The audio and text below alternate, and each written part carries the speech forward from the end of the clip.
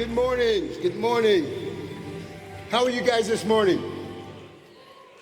Awesome. I'm going to try that again. How are you guys this morning? Awesome, awesome, awesome. Listen, I feel very privileged and very blessed to be here before you guys today. I only have a few minutes with you, but there are two things that I want to get across today. Number one, I want to talk to you a little bit about my personal relationship or my business's relationship with Alibaba.com. And I also want to talk to you about an inspiring story of a young man that wasn't a very good friend of mine, but a very inspiring story. And I think I'm going to start with the inspiring story. Now, because I have such a short period of time, you guys are going to have to read between the lines just a little bit. Well, this young man, he was born and raised in Indianapolis, Indiana, in the ghetto. Now, when I say, notice I said the word ghetto and I didn't say poor, because there's an extreme difference between ghetto and poor. See, when you're poor, that's circumstantial, and that can change very easily. But when you're from the ghetto, it comes with a mentality, and as a man thinketh in his heart, so is he. So this is something that actually perpetuates, and it's actually hard to get out of. Well, alongside that, this young boy, they called him Bosie, B-O-S-I-E. And the reason why he was called that is because his mother didn't want to give him his father's name.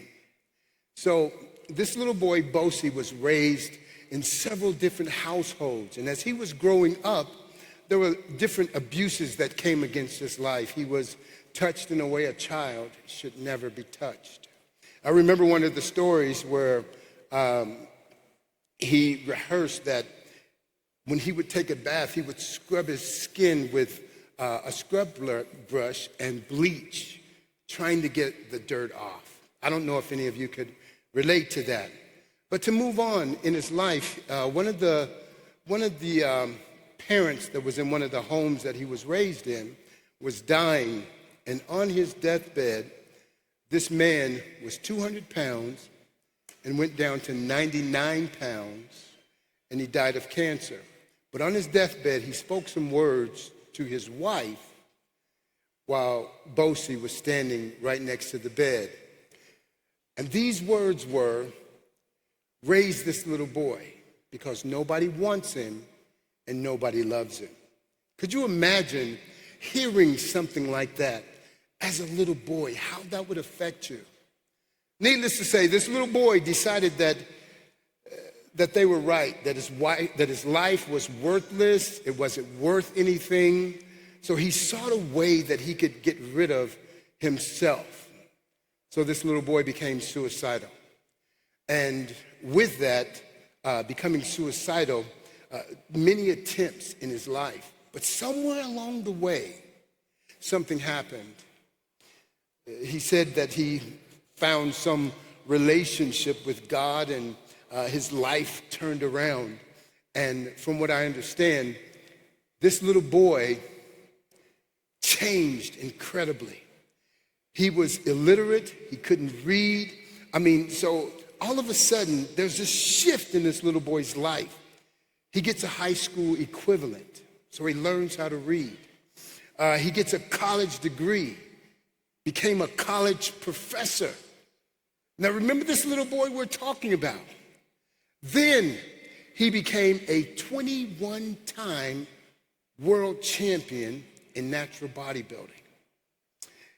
He became the bodybuilder of the decade. He was inducted into the Natural Bodybuilders Hall of Fame. He became an owner of 4 different patents. This little boy that we're talking about, his life, very, very inspiring to me.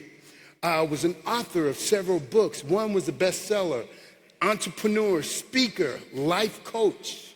Became a pastor of a church. And in early 2025, he will earn his doctorate degree. If you don't know by now, I really didn't like this little boy.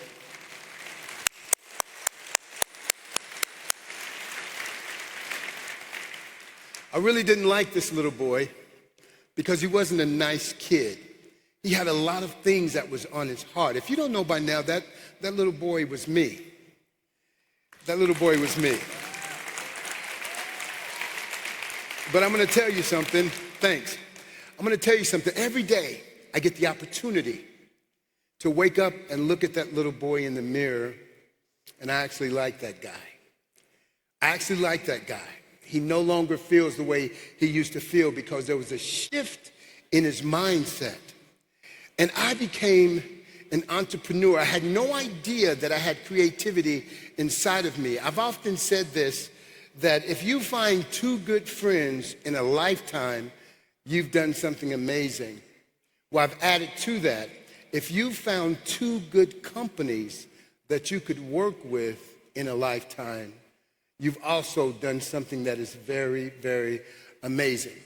I've been in business for over 30 years, and I've searched and I've worked with lots of different companies and corporations, and I always go to the top of the corporation to find out what the foundation of that corporation is. I found more than two companies, but I'm going to tell you something. Alibaba.com is one of those companies. I've had an opportunity to work with Alibaba for, I think we've been working with them for maybe, how many? 12 years. That's my wife speaking, or my memory. We've been working with Alibaba for 12 years, but the last 5 years have been very intense. I know you realize that the economy has changed. We went through COVID, iOS 14. Well, I'm going to tell you something. When all of that happened, it hit our business really, really hard.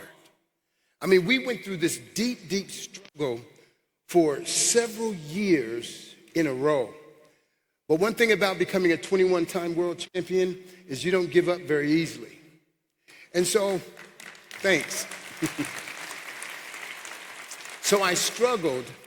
Me and my wife, we struggled. And I remember encouraging her and encouraging myself at the same time. She would sit there and alligator tears would come out of her eyes. And she would ask the question, what do we do? I mean, we got to a place where we were actually paying people to purchase our product. But we continued and we continued. You have to believe, and as an entrepreneur and having an entrepreneur spirit, you have to believe in what you are doing. So before you ever get started, make sure that you have searched your heart, searched your mind, and you've made a decision that I am going to do this. A lot of people look at entrepreneurs and they see them in the highlights of their life, and they see them when business is growing. But they don't know what you struggle with and the hard years that you go through to get to that success that you acquire. But as an entrepreneur, we were sitting there and she was crying, and we had applied for a grant from Alibaba. And so several months later, she says, we got an email, sweetheart. And I said, what is the email? I'm thinking, here is another bill that's coming. We have got another bill that's coming in. Okay, let me have it. She says, this says that Alibaba has given us a grant for $25,000. I said, wait a minute. Alibaba.com has given us a grant for $25,000. It's not a bill for $25,000, but it's a grant for $25,000? She says, yes, it's a grant. You know what? It really, at the time, it really didn't change the face of our business. But what that grant did for me took me all the way back to my childhood. And that grant said to me, Ron, I see you. You are not alone. That you have a big brother that's out there. See, Alibaba, how did they even know we existed? Why did they even care to issue a $25,000 grant to a small company like ours? But I heard Alibaba say to us, you can make it. And we care about the small guy. I remember we've used Alibaba for several things. We used Alibaba for sourcing material. We use Alibaba for manufacturing. We found Alibaba to be very, very efficient with trade assurance. We have found, I talked about two companies. Out of all of the companies that we love, there are two companies that stand out. One of those companies is Alibaba.com. Now, the president of the company is coming out. I've got a chance to meet him when we were over in Paris at the Olympics. And very awesome young man. I think he's a young man. You know how Asians, they don't age. And so he looks like a really young man. But anyway, I got a chance to meet him. And before he comes out, I want those of you that agree with me on the count of 3 just to say, we love Alibaba.com. On the count of 3. Are you guys ready? 1, 2, 3. We love Alibaba.com. Thank you guys so much. God bless you. See you this weekend.